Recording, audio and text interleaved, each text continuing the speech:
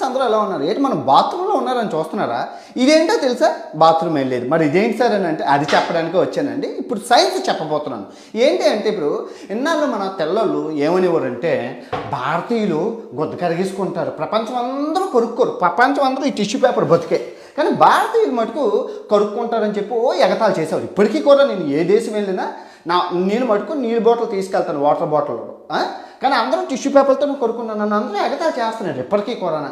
పోలే కదా అనుకున్నా. కాకపోతే రీసెంట్గా సైంటిస్ట్ మరి ఇదేంటి సార్ అని అంటే సైంటిస్ట్ ఏం చెప్పారంటే ఈ గుద్ద టిష్యూ పేపర్లతో తుడుచుకోవడం వల్ల ఏమవుతుందంటే పుళ్ళు, గజ్జి, దురదలు, పైల్స్, చాలా రకరకాల జబ్బులు వస్తున్నాయి.